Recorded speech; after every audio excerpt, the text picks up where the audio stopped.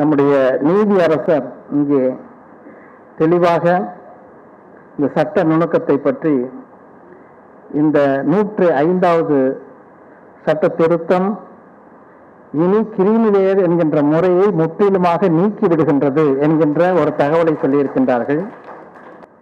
அனைவருக்கும் வணக்கம். தமிழர் தலைவர் உள்ளிட்ட கற்றறிவாளர்கள் அமைந்துள்ள இந்த அவைக்கு முதற்கம் மீண்டும் என்னுடைய வணக்கம்.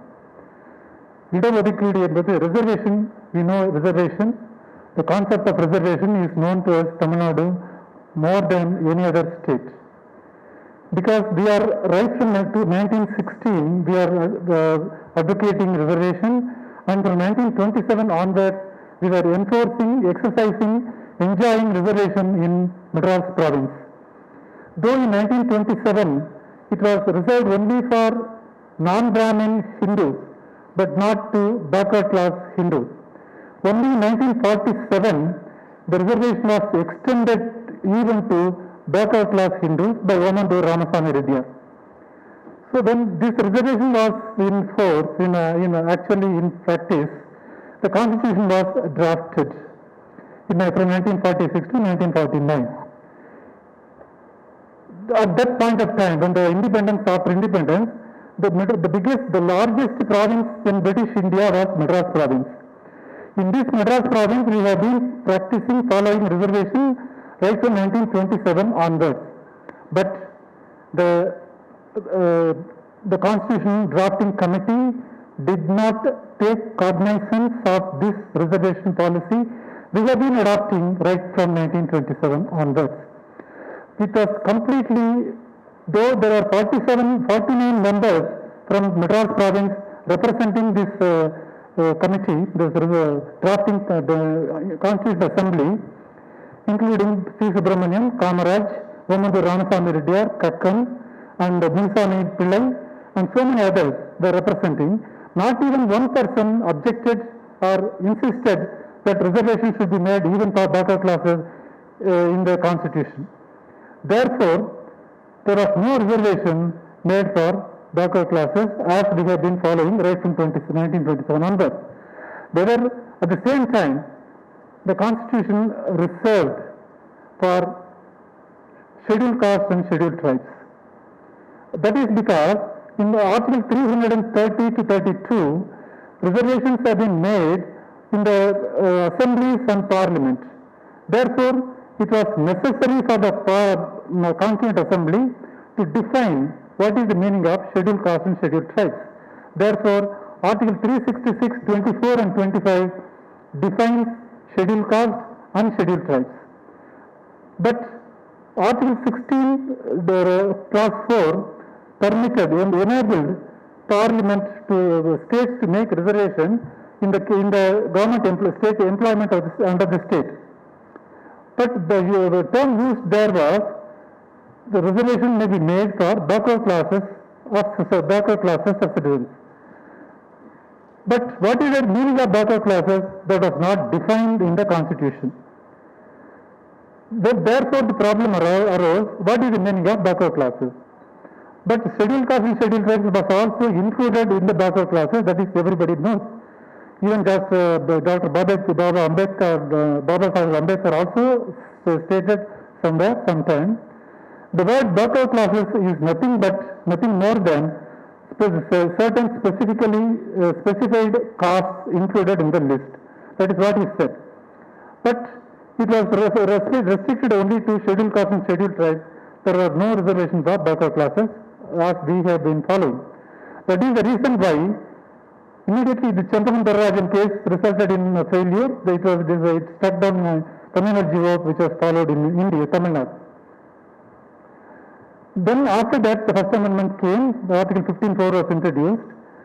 Even in the Constituent Assembly itself, when 16(4) was added for making reservation in the employment of the state, Article 340 was introduced. 340 says, it is not as if, it looks as if the Constituent Assembly was not unaware of the fact that there was one community called backward class community, as we know, and therefore they said, they introduced Article 340 in the Constitution itself. That says, insofar as the socially and educationally backward classes are concerned, a committee shall be appointed by the government to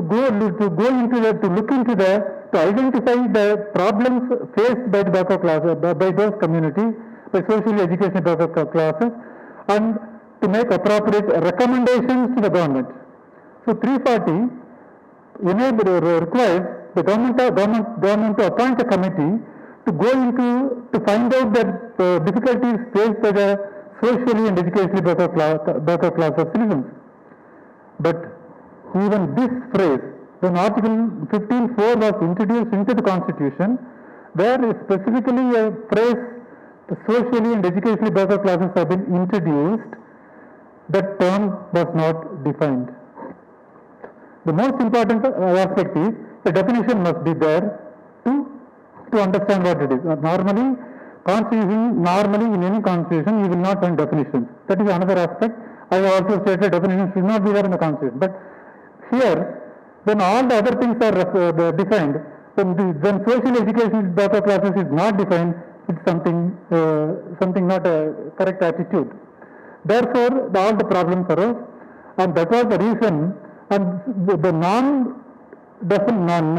not defining the term social education backward classes in the Constitution was the sole reason for all the difficulties we have faced from 1950 till 2021. So had the phrase socially educationally backward classes had been defined in the Constitution in the either in 1950 Constitution or 1951 amendment, all these problems would not have arisen. But nobody was there to address, nobody was there to advise the Prime Minister or the Cabinet that the definition must be included. Therefore, definition was not included till 105 amendment. And this was the sole reason, only reason for all the troubles we have been facing. We suffered. The backward classes suffered from 1950 onwards till 2021. Only because of this reason of not defining what is the meaning of social education backward classes in the Constitution. That was the only reason. And Article 340 did not define social education backward classes, and therefore, pursuant to Article 340, Government of India appointed a first commission of backward classes, that was Kalelkar Commission. That commission also gave the report that the basis for determining backward classes is the caste. But the chairman, a very funny situation arose, very not a good situation. The chairman of the committee, Kalelkar, wrote a letter, I don't agree with my own report. Therefore, that report was rejected. That was not even discussed by the Parliament at all. And later on, the second commission was appointed only in 1997 by 1979.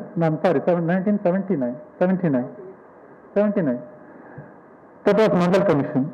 Mandal Commission gave its report immediately thereafter, but the committee's recommendations was discussed in the Parliament more than once. Just R. Venkatraman, former President of India, also when he was a minister, writes as to what was the discussion that has taken place in the Parliament.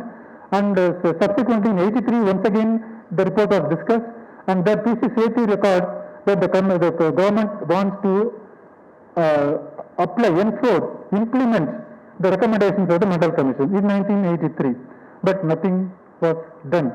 Only in 1990, when VP Singh became the Prime Minister, he enforced this recommendation of the committee.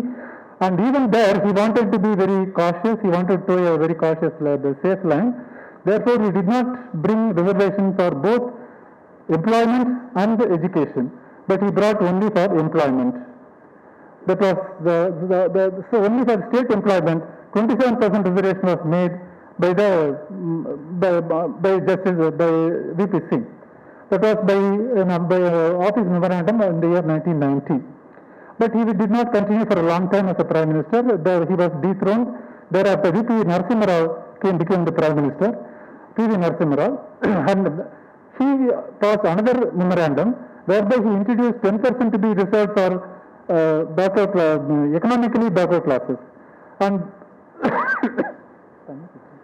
Both these office memorandums were considered by the Supreme Court in the year in Indira Sawhney's case. இங்கே இருக்கட்டும், விழுந்துரும். Indira Sawhney's case. The Indira Sawhney case, you know everything, but most of the things you know, but only I want to point out only one aspect. The Supreme Court in this case has categorically recorded that neither the Constitution nor the law prescribed the procedure or method of identification of backward classes, nor is it possible or advisable for the court to lay down any such procedure or method. It must be left to the authority appointed to identify. Identification of backward classes can be done with reference to castes. This is what categorically stated by Justice Jeevan Reddy in his judgment. Jeevan Reddy judgments supported by 3 other judges, but almost all the 8 of them out of 9 judges, 8 judges said creamy layer has to be excluded, otherwise it will not be backward classes. This judgment was given, the judgment in Indira Sawhney case came only because of this lacuna, namely the failure to define what is the meaning of socially, educationally backward classes, either in the Constitution or in the office memorandum. Office memorandum is only an executive order that cannot do all those things. An act should have been passed for that purpose. In that act, a definition should have been made as to what is the meaning of socially, educationally backward classes. Had that been made in 1993, this judgment would not have been given by the Supreme Court of India. So, in the absence of the definition for backward class, socially and educationally backward classes resulted in exclusion of creamy layer. That is how it has come into. So this in 1991, only reservations were made only in the employment of the state. So far as education was concerned, no such reservation was made in that order. For that, in the year 1990, later on, I think it was in 2006 or 2006, I think, an act was passed by the Parliament making reservation for backward classes, reservation in education institutions for socially educational backward classes and also for economically weaker section, I think. This bill was introduced in the Parliament.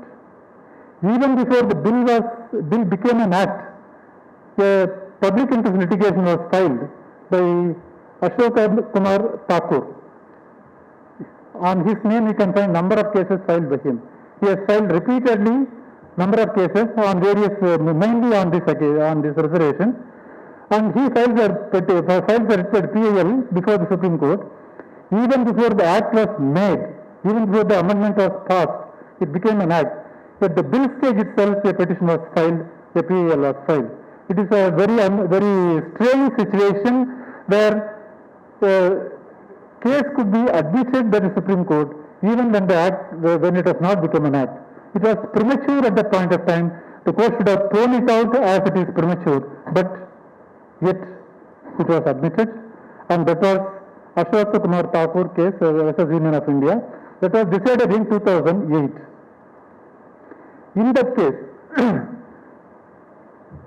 what was the view of the government of India? So just the two persons, that is two leading advocates, one Vaganvati was the Solicitor General of India at that point of time, and Senior Advocate K. Parasaran from Tamil Nadu. He was representing Government of India. Both of them said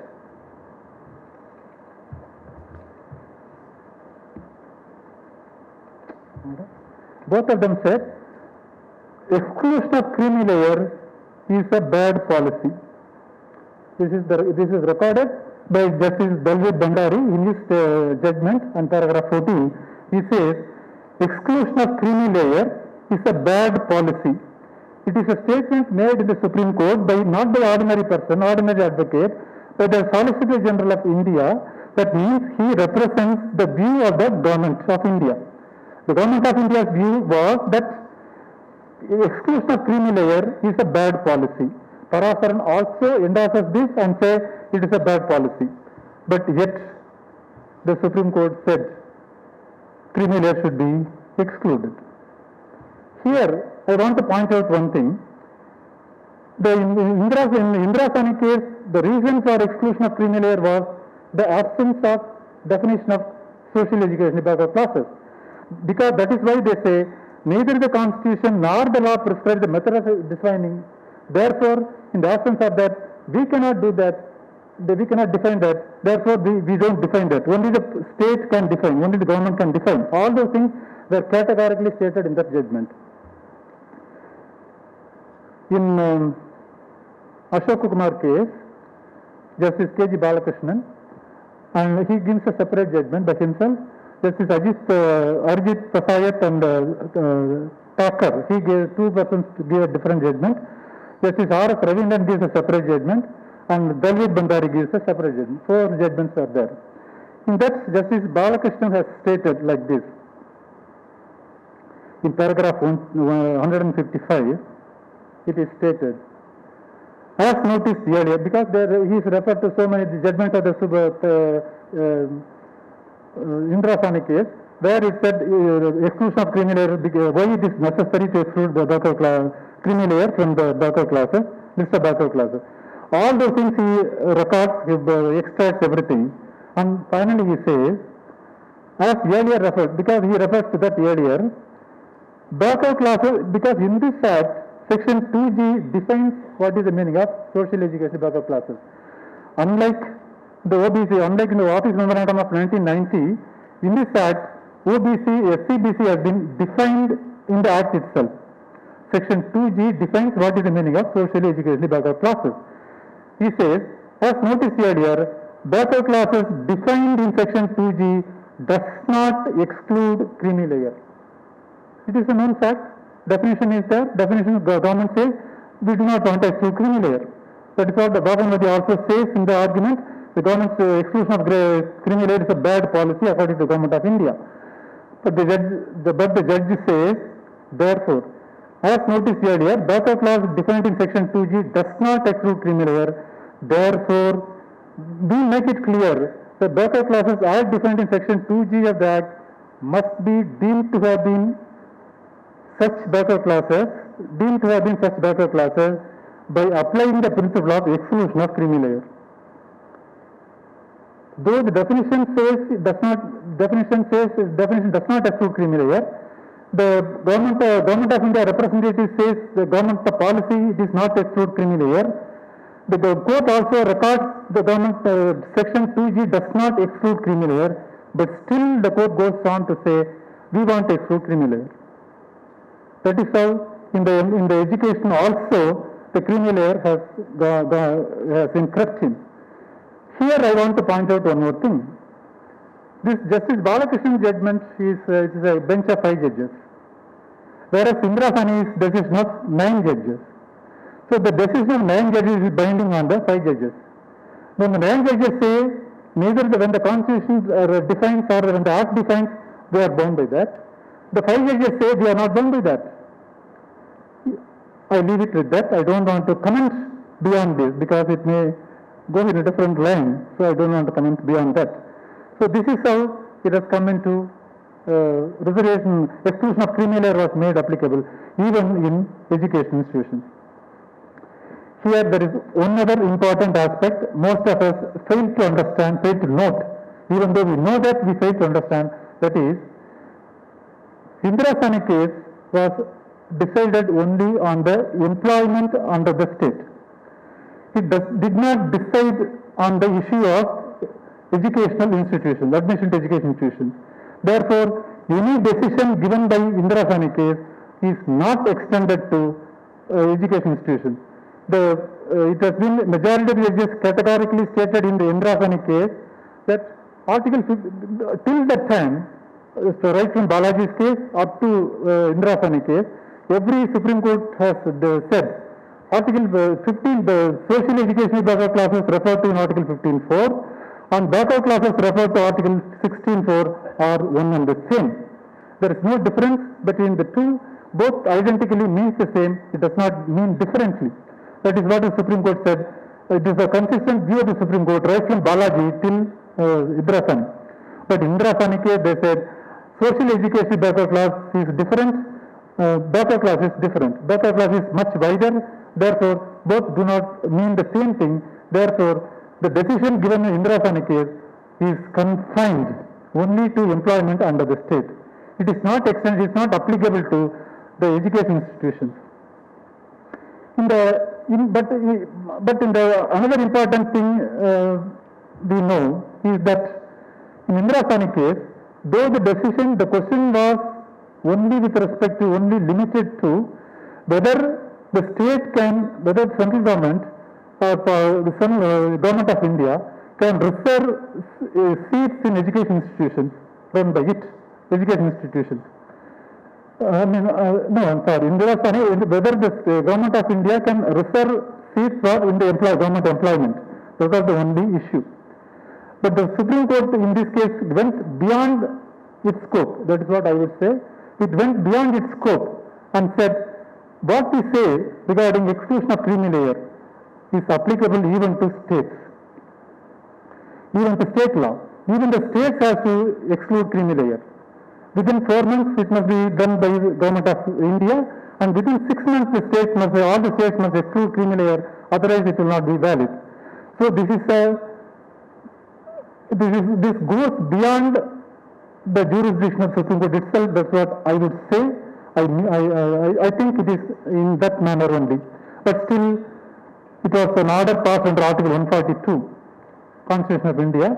Therefore, when any order passed under 142, it is binding on all the states, it is binding on all the courts, and every institution has to respect the decision, and therefore it has to be respected. It has been respected so far. This specific inclusion or extension of the principle of exclusion of creamy layer was even to states was made in the Indrasani case. But in Ashok Kumar case, that was not done.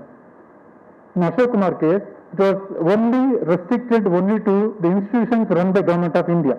That is central education institutions only, this judgment binds. Therefore, beyond that, any state, for any state, education institutions, creamy layer, by creamy layer, you cannot exclude anyone for in the case of admission of students into any institutions. Whether it is because in Tamil Nadu, we are very fortunate because of the Act 45 and 93 included 9th schedule, we are free from all those difficulties. But even every other state other than Tamil Nadu, there also, they cannot exclude creamy layer insofar as the admission of students in their own institutions. If it is central education institution, the creamy layer has to be applied. But if it is not a central institution, state institution, or a private institution run by the state, run within the state, creamy layer cannot be excluded, does not require to be excluded. Therefore, if they have been excluded as a creamy layer, all those things are illegal. So at least now they must realize, all the other states must realize that they need not exclude creamy layer in education for admission of medical education institution, all the other states except all other states. So this is one important aspect we forgot. We also did not notice that that is judgments must be read in full by those persons who are responsible, who have got a duty to duty. But I read it only now I am able to come identify this. So this concept of creamy layer, as enunciated by Ashok Kumar case, is limited only to central government institutions only. It is not applicable to state government institutions, whether it is in Tamil Nadu or in Andhra Pradesh, Karnataka, any other state. It is not applicable. It is one thing we have to accept. We have to bear in our mind. Then comes the present one. We have been fighting for conferment of legal status for backward class commission, and we were all very happy when the commission was given that status. even at that point of time, many things, as Karunanidhi has referred to you, Mr. Karunanidhi has referred to you, that so the problems that were anticipated were informed by, were also cautioned by the Tamil Talaivar, the Asriyar. This will be the happen, this will be the result if you implement this, if you pass this law like this. But still, even after hearing the detailed argument, even after accepting all those arguments, the chairman of the committee said there is no requirement to change any amendment. Therefore, the amendment with the act was passed without any amendment. That was the reason why when Maharashtra wanted to bring some, make some community as backward class community, that was rejected, and there was uproar was arisen because of that. All the states realized that their powers have been robbed. In my article, I stated, state loses the rights, one loses the right in this matter.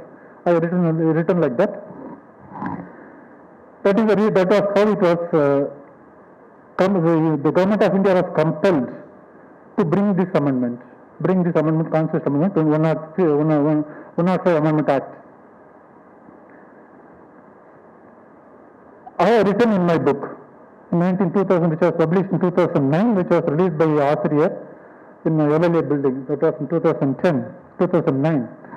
In that, in page number 78, I have stated clearly, in order to avoid all these problems, with all these case laws, all these problems relating to reservation, creamy layer, everything, it requires an amendment to the constitution. Because the state, the government of India must define what is the meaning of social educationally backward classes. Once that is defined, all these problems will be over. That is what I have written in my book, page number 78, you can see that. Now, because of all these problems, the government of India has brought an amendment to in the 105 amendment.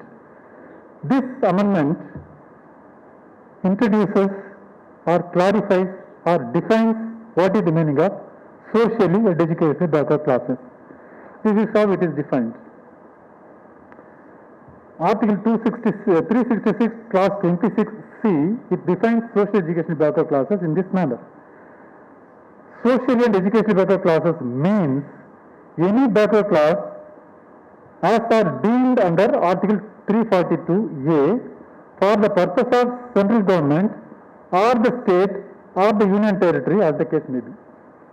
This is the definition under Article 366, clause 26C regarding socially educationally backward classes. What does it mean? That means social education classes means as defined under this. Social education means any backward classes as are deemed under 342A. If you refer to 342A, you can understand 342A enables the government, 342A class 1 and 2 enables the central government to maintain a list of social education backward classes. 342A subsection 3, class 3 enables every state or union territory by law, it is not by any executive order, by law, prepare and maintain for its own purposes a list of SCBC entries which may be different from central list. So that both state and center can make their own, publish their own, make their own list of social education backward classes. This is whatever defined, whatever listed, whatever found in the entries of both central government and state government are deemed to be socially and educationally backward classes for the purpose of Article 342 capital A. That means once an entry is found in the backward classes list, that community as a whole is deemed as a backward classes. The community as a whole, without exclusion of creamy layer, it becomes becomes social education backward classes. Therefore, now the Constitution has defined what is the meaning of backward classes, social education backward classes. It does not include creamy layer. It does not want. It is not necessary to exclude creamy layer in order to form part of form an entry. Therefore, once an entry is found in the SCBC, either in the state list or in the union list, it is the unit as a whole, the community of the entry as a whole has become backup classes now, social education backup classes. Therefore, there is no need for exclusion of creamy layer anymore. From 18/8/2021, you can rejoice, you can enjoy, you can celebrate that the creamy layer concept has been abolished, abrogated. Creamy layer concept has been abrogated.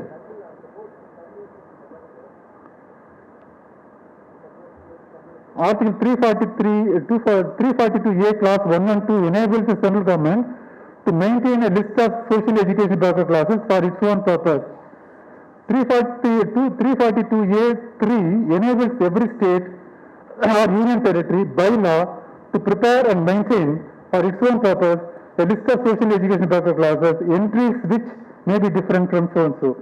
That means every person forming part of the entries deemed as SCBC, social education backup classes, either in the state list or in the central list, are members of social education backup classes. No person could be excluded as creamy layer. This is what it found, this is what it means. Once the amendment has been made, the creamy layer has been abolished, has been abrogated by law.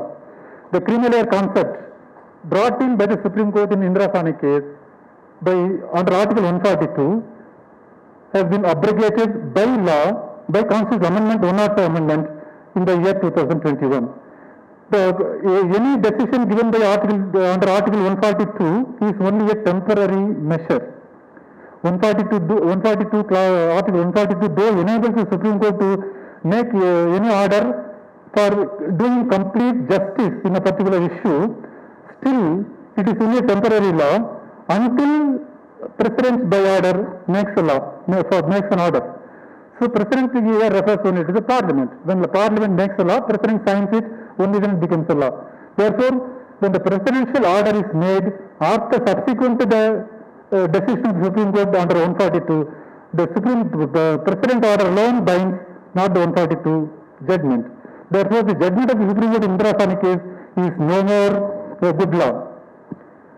You can rejoice, that is why I said you can rejoice. All those we have been fighting for removal of creamy layer, we have got it now. Without fighting for it, we got it now. For it is not as if nobody can argue that the Government of India, without understanding what is contained, passed this amendment. Because even in 2008, Rohan Badi and Justice Parasan has stated exclusion of creamy layer is a bad law, is bad principle. So that is the Government of India's view is creamy layer should not be excluded. That has been implemented now by this 106th amendment. Therefore, there is no creamy layer anymore in either in Tamil Nadu or in any other state in India. So that is what I feel. You can doubt whether my view is correct or not. ஒரு சீட்டு கவி சொல்லலாம்னு நினைக்கிறேன். சீட்டு கவி சொல்லலாமா? சீட்டு கவினா தெரியும் உங்களுக்கு என்னன்னு. It is self-esteem.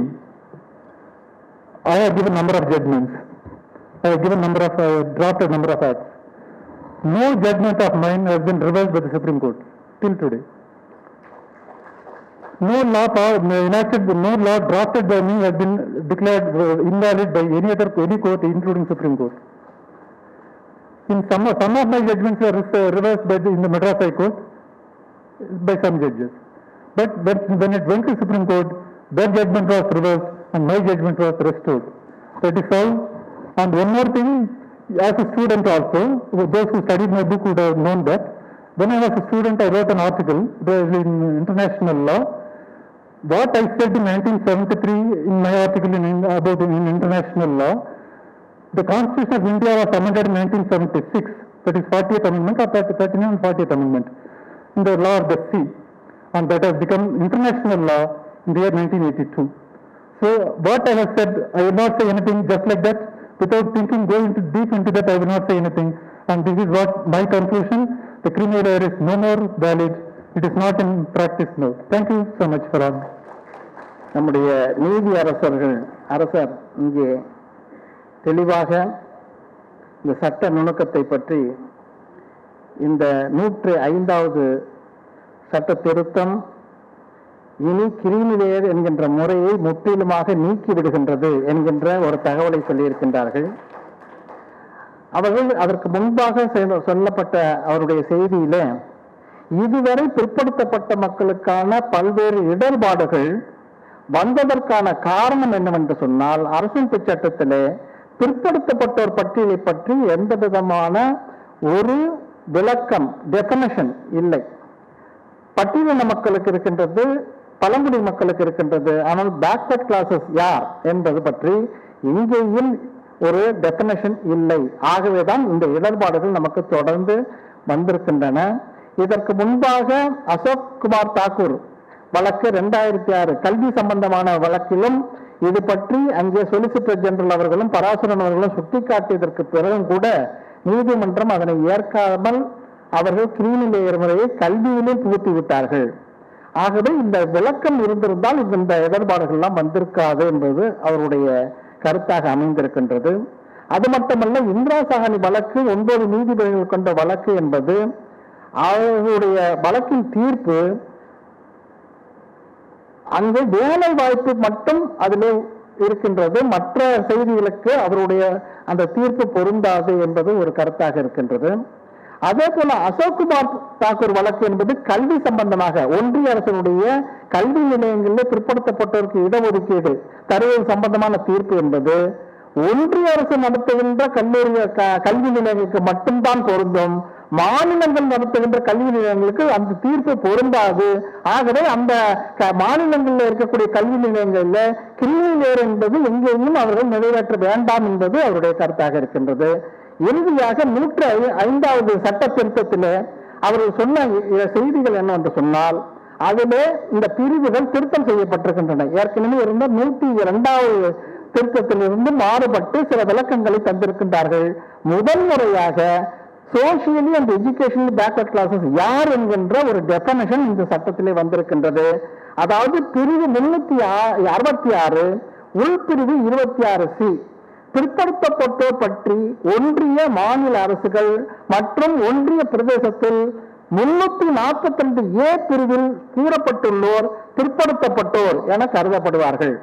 ஆக 342A பிரிவு என்ன சொல்லுகின்றது என்று சொன்னால், அதனுடைய உட்பிரிவு 1 அரசு சட்டத்தின் நோக்கங்களுக்காக சமூக ரீதியாக கல்வி ரீதியாக பிற்படுத்தப்பட்ட வகுப்புகள் என்று ஏற்கனவே இருந்த அந்த சட்டத்தை திருத்தி இனி ஒன்றிய அரசின் பட்டியலில் உள்ள சமூக மற்றும் கல்வி ரீதியாக பிற்படுத்தப்பட்ட வகுப்புகள் ஒன்றிய அரசின் நோக்கங்களுக்காக என மாற்றம் செய்யப்பட்டிருக்கின்றது.